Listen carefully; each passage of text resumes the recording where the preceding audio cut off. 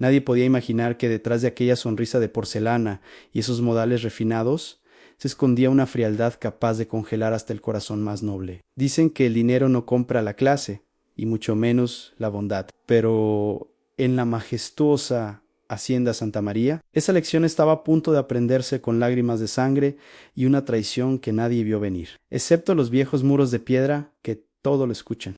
Todo comenzó con una despedida que parecía rutinaria. Un hasta luego cargado de promesas de amor eterno frente a la gran puerta de madera tallada. Roberto, el hombre que había levantado ese imperio con el sudor de su frente y la bendición de su madre, creía que dejaba su hogar y su tesoro más preciado en las mejores manos posibles. Sin embargo, no sabía que el beso que recibió de su prometida tenía el mismo veneno que la mordida de una víbora esperando su momento para atacar.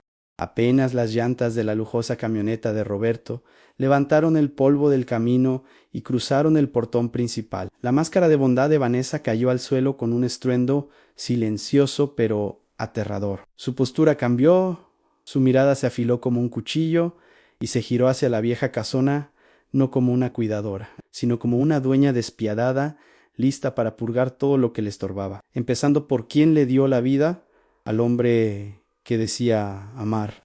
Pero lo que Vanessa, en su inmensa arrogancia, no calculó fue que en esa casa antigua, llena de historia y secretos, no todo era lo que parecía. Ella pensaba que era la única jugadora en este tablero de ajedrez, ignorando que el verdadero dueño de la partida estaba mucho más cerca de lo que ella podría soñar, observando cada gesto, cada desprecio y cada palabra hiriente desde la oscuridad, con el corazón roto pero con los ojos bien abiertos.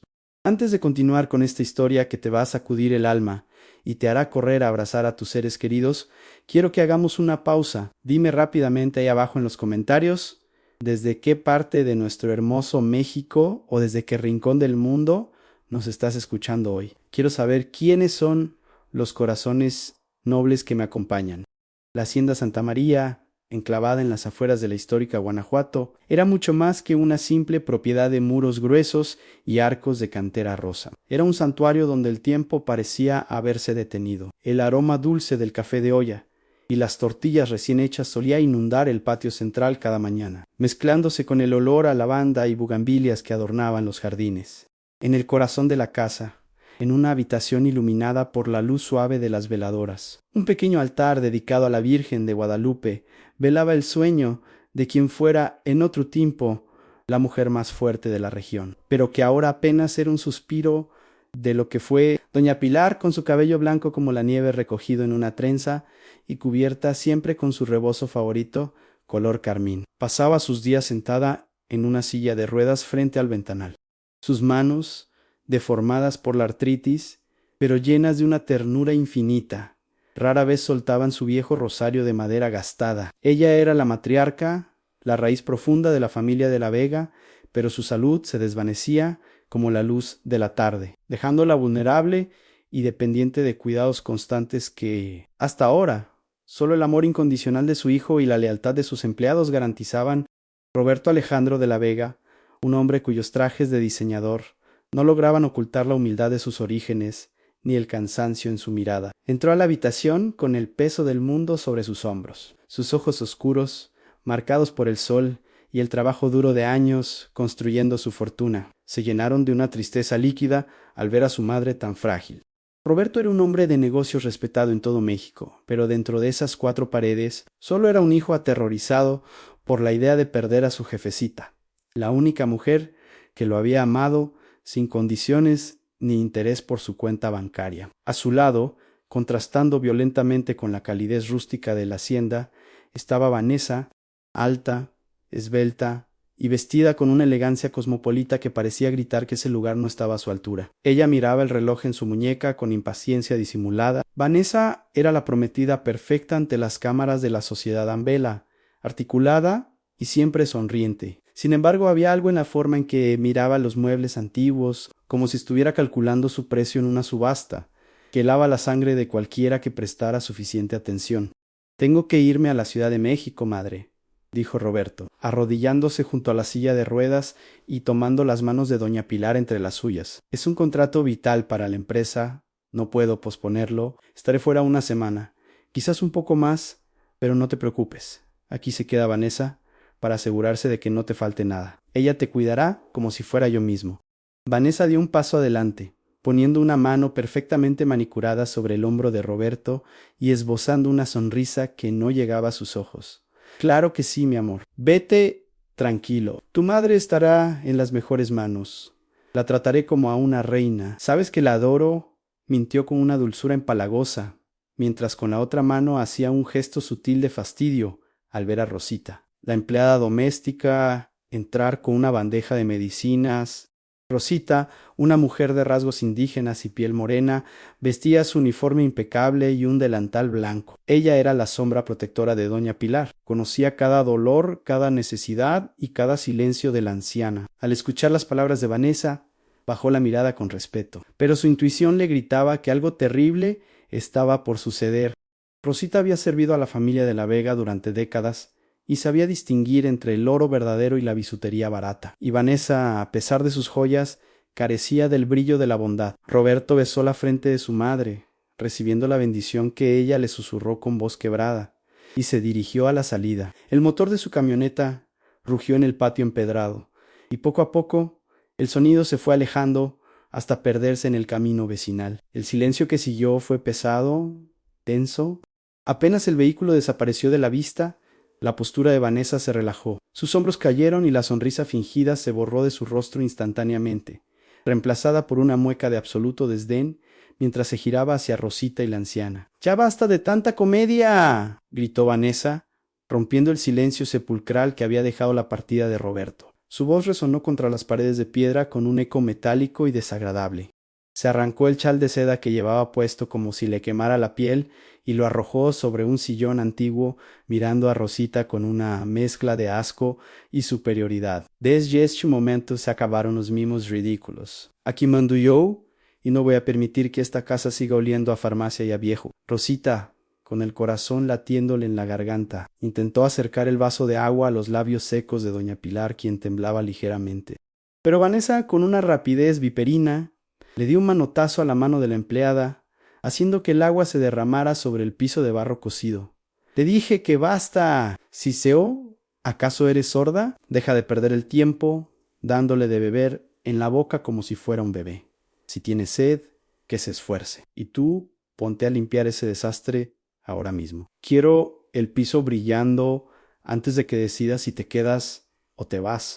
Lo que estaba en juego en ese instante dejó de ser simplemente el confort de una anciana. Se convirtió en una batalla silenciosa por la supervivencia misma. Doña Pilar no solo necesitaba agua o comida. Su vida dependía de un equilibrio delicado de medicinas costosas y cuidados puntuales que mantenían su corazón latiendo. Sin ellos, cada hora era una cuenta regresiva hacia un desenlace fatal. Vanessa no solo estaba siendo cruel, estaba jugando a ser Dios con la vida de una mujer que no podía defenderse. La futura señora de la casa caminó hacia la mesa de noche, donde se alineaban los frascos de pastillas importadas que el doctor había recetado estrictamente. Tomó uno de los botes, miró la etiqueta y soltó una risa burlona. —¿Es increíble la cantidad de lana que Roberto tira a la basura en esto? —murmuró, agitando el frasco frente a los ojos llorosos de la anciana. —Miles de pesos para prolongar lo inevitable. Pues se acabó. A partir de hoy vamos a recortar gastos. No tiene caso invertir en algo que ya no tiene futuro. Rosita sintió un frío helado recorrerle la espalda. Sabía que sin esas pastillas la presión de doña Pilar se dispararía y su corazón, cansado de tantos años, podría detenerse en cualquier momento. —Señorita Vanessa, por favor —suplicó Rosita, juntando las manos en un gesto de ruego, olvidando su propia dignidad—. La patrona necesita esas pastillas cada 6 horas. Si no se las toman, nos va a poner muy mala. Es cuestión de vida o muerte, por el amor de Dios y de la Virgencita. Vanessa se giró lentamente, con una mirada que habría hecho temblar al mismísimo diablo. —¿Me estás contestando, gata igualada? —espetó, invadiendo el espacio personal de Rosita. —No se te olvide quién va a firmar tus cheques muy pronto. Si esa vieja se tiene que ir, pues que se vaya. Es la ley de la vida. Así que cierra la boca y vete a la cocina antes de que decida echarte a la calle a ti también. La indignación que se respira en el aire es insoportable. Ver tal desprecio por la vida de una abuelita indefensa nos hierve la sangre a todos los que tuvimos una madre o una abuela a quien amar. ¿Y tú qué habrías hecho en el lugar de Rosita? ¿Te habrías quedado callado por miedo a perder tu trabajo o habrías enfrentado a esa mujer? Cuéntamelo en los comentarios. Quiero leer tu opinión porque sé que a ti también te duele esta injusticia. Los días comenzaron a pasar lentos y pesados en la hacienda, como si el mismo aire se hubiera espesado con la tristeza de doña Pilaran. Mientras la anciana se marchitaba en su silla, Vanessa transformó la casa en su palacio personal. Se la pasaba hablando por teléfono a gritos con sus amigas de la capital, planeando remodelaciones y viajes costosos, ignorando por completo los gemidos de dolor que a veces escapaban de la habitación de su suegra. Para ella, la dueña de la casa, ya no era más que un mueble viejo que estorbaba. La situación llegó a un punto crítico la tarde del tercer día. El frasco de medicina para el corazón quedó vacío. Doña Pilar, con la respiración agitada y el rostro pálido, se llevaba la mano al pecho, sintiendo las punzadas que anunciaban lo peor. Rosita, desesperada, corrió a buscar a Vanessa, a quien encontró asoleándose en el jardín con unos lentes oscuros y una revista de modas. Señorita, por favor, dijo Rosita con la voz entrecortada. Se acabaron las pastillas de la presión. La patrona se siente muy mal.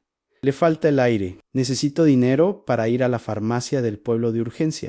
Vanessa ni siquiera se bajó los lentes para mirarla. Con un gesto de fastidio, respondió secamente.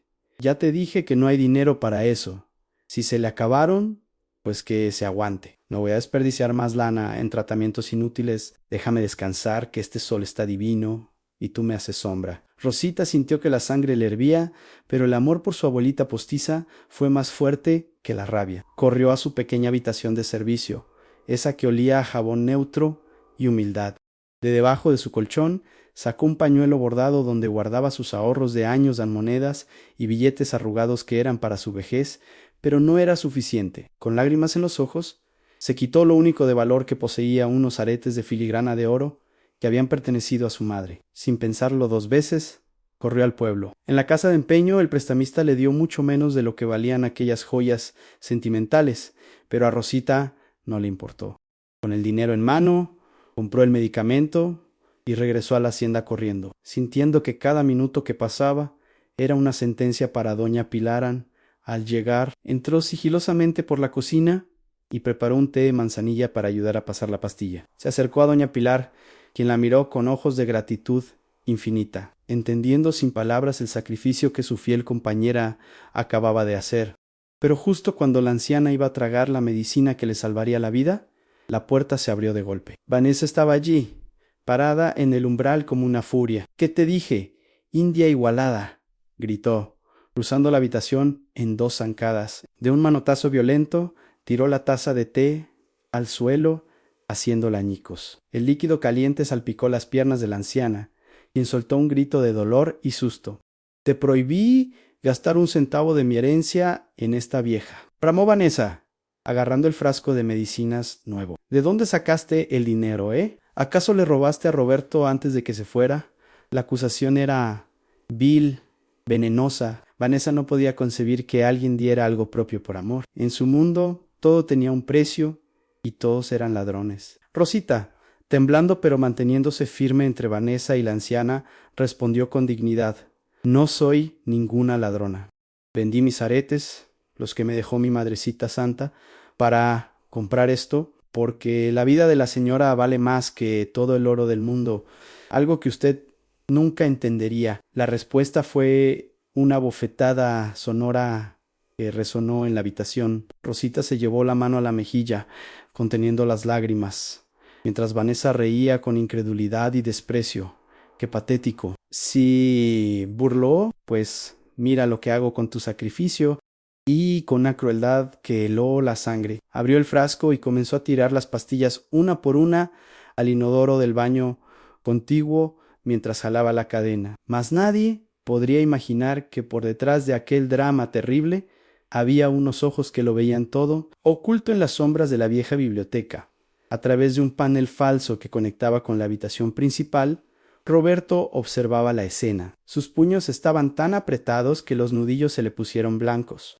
Una lágrima solitaria de pura rabia Rodó por su mejilla al ver a Rosita vender sus joyas y recibir un golpe por proteger a su madre. La verdad estaba saliendo a la luz, cruda y dolorosa. Roberto quería salir, quería romperlo todo, quería gritar, pero sabía que necesitaba aguantar un poco más. Necesitaba ver hasta dónde llegaba la maldad de Vanessa, para poder cortarla de raíz y para siempre. La prueba final estaba por llegar y el precio de la verdad estaba siendo altísimo.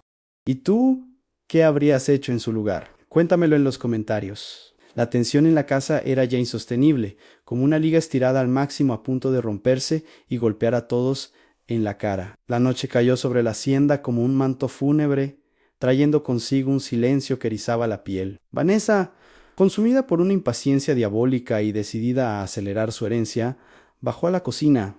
Con manos temblorosas pero decididas, mezcló en un vaso de agua un polvo blanco, un sedante fuerte que había encontrado en el botiquín, una dosis capaz de detener el corazón cansado de un caballo, y mucho más el de una anciana frágil, un santo remedio para que duermas. Para siempre, murmuró con una sonrisa macabra, convencida de que su plan era perfecto y de que nadie sospecharía de una muerte natural por la edad. Subió las escaleras con el vaso en la mano, fingiendo una calma que no tenía.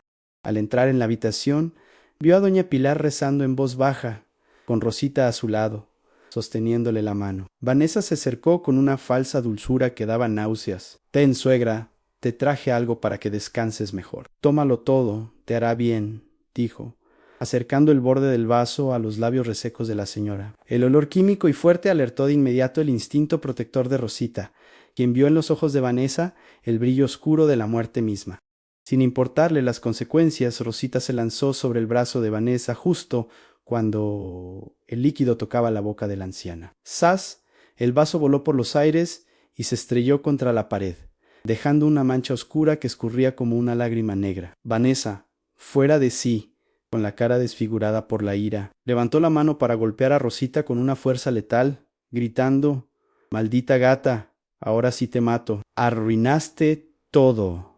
Parecía el fin. La empleada cerró los ojos esperando el golpe brutal, pero el golpe nunca llegó. En su lugar, un sonido grave y mecánico hizo retumbar la habitación. La gran estantería de libros de roble antiguo, que cubría toda una pared lateral, comenzó a girar lentamente sobre sus gazens ocultos. De la oscuridad de aquel pasadizo secreto, no salió un fantasma, sino una figura que a Vanessa le pareció sacada de su peor pesadilla. Roberto dio un paso hacia la luz, pero no era el Roberto sumiso que ella conocía. Era un hombre transformado por la decepción y una furia volcánica, con el teléfono celular en la mano grabando cada segundo de aquella escena de terror. Vanessa se quedó petrificada, como si hubiera visto al mismo diablo. El color huyó de su rostro, dejándola pálida como un papel a Roberto. «Mi amor, volviste antes», balbuceó, tratando de componer su figura, intentando cambiar la máscara de monstruo por la de prometida amorosa en una fracción de segundo. Sus manos temblaban, buscando una excusa, una mentira, algo que pudiera salvarla del abismo que se abría bajo sus pies de tacón alto. «No volví, Vanessa», dijo Roberto, con una voz tan gélida que hizo bajar la temperatura del cuarto 10 grados. «Nunca me fui. Y estado aquí detrás de esa pared, viendo cómo te quitabas la máscara. Pensaste que esta casa era vieja y tonta, pero olvidaste que las haciendas de mis abuelos tienen ojos y oídos en todas partes». Levantó el teléfono mostrando la pantalla encendida donde se veía claramente la grabación de Vanessa intentando envenenar a su madre y agrediendo a Rosita. «Aquí está la prueba, Vanessa. No solo eres una interesada, eres un monstruo capaz de matar». El silencio que siguió fue ensordecedor. Las rodillas de Vanessa flaquearon. La servidumbre, que había escuchado los gritos y se asomaba tímidamente por la puerta, fue testigo de la caída de la tirana. Rosita, abrazada a doña Pilar, lloraba en silencio, no de miedo, sino de alivio al ver que la justicia divina, encarnada en su patrón, había llegado justo a tiempo. Todo el teatro de la mujer perfecta se había derrumbado en un instante, dejando al descubierto su alma podrida. Lo que viene a continuación te va a sorprender y te aseguro que es el momento que todos estábamos esperando. Así que deja tu like ahora mismo y suscríbete para no perderte cómo termina esta historia y ninguna otra de nuestro canal. Vanessa, acorralada como una rata en una esquina, intentó una última jugada desesperada. Se lanzó a los pies de Roberto, fingiendo un llanto histérico, tratando de aferrarse a sus pantalones. ¡Roberto, mi amor! No es lo que parece, gritaba entre sollozos falsos. Es esa gata. Ella me tendió una trampa, puso cosas en mi cabeza.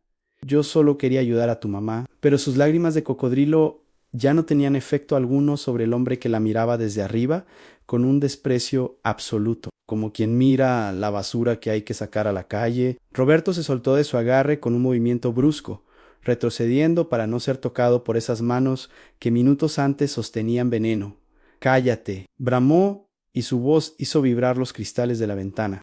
«No te atrevas a culpar a Rosita. Ella tiene más dignidad y nobleza en la uña de su dedo meñique que tú en todo tu cuerpo operado. Lo vi todo, Vanessa. Vi cómo le negaste el agua, cómo tiraste sus medicinas y cómo trataste de asesinar a la mujer que me dio la vida. Acabó el teatro. Con la autoridad de un patrón que defiende sus tierras y su sangre, Roberto extendió la mano con la palma abierta, exigiendo lo único que le quedaba por recuperar. «Dame el anillo ahora». La orden fue tajante. No admitía discusión. Vanessa, temblando y con el maquillaje corrido, se quitó la joya de diamante que tanto presumía y la dejó caer en la mano de Roberto. Al hacerlo, sintió como se le escapaba no solo una piedra preciosa, sino la vida de lujos y la fortuna que ya creía suya. «Pero no creas que te vas a ir a hacer tus maletas», continuó Roberto, bloqueando el paso hacia las escaleras cuando ella intentó correr hacia su habitación. «Todo lo que compraste, esa ropa, esos bolsos, esas joyas, todo fue pagado con mi dinero, el dinero que despreciabas, pero que tanto te gustaba gastar. Así que te vas ahora mismo, y te vas tal como estás, con lo puesto y sin un peso en la bolsa. Quiero que sientas lo que es no tener nada, tal como dejaste a Rosita cuando vendió lo suyo para salvar a mi madre». Roberto chifló fuerte, un silbido agudo y conocido en la hacienda. De inmediato entraron 2 guardias de seguridad acompañados por don Anselmo. El viejo capataz, quien miraba a Vanessa con una satisfacción que llevaba días guardando. «Anselmo, escolten a esta mujer hasta la carretera federal. No quiero que ponga un pie en mis tierras nunca más. Y si la ven cerca, llamen a la policía. Tengo pruebas suficientes para refundirla en la cárcel por intento de homicidio». La escena que siguió fue la definición misma de justicia poética. Vanessa, la mujer que horas antes caminaba como dueña y señora, fue tomada por los brazos con firmeza y arrastrada hacia la salida. Pataleaba y gritaba insultos, su máscara de elegancia totalmente destrozada, revelando la vulgaridad de su espíritu. Al cruzar el patio central, todos los empleados, desde los jardineros hasta las cocineras, salieron a ver el espectáculo. Nadie dijo nada, pero sus miradas de juicio eran más pesadas que cualquier piedra. Al llegar al gran portón de madera, los guardias la soltaron fuera de la propiedad. Vanessa cayó de rodillas en la tierra, levantando una nube de polvo que ensució su vestido de diseñador. Las puertas de la hacienda Santa María se cerraron ante ella con un golpe seco y definitivo, dejándola sola en la oscuridad de la noche, sin coche, sin dinero y sin futuro, mientras el eco de su propia maldad se la tragaba en el silencio del campo.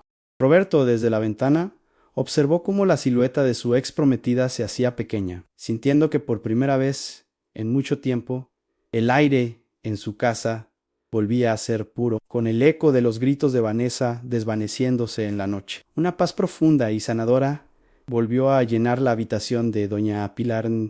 Roberto cerró la ventana, cerrando también ese capítulo amargo de su vida, y se dirigió de inmediato hacia la cama.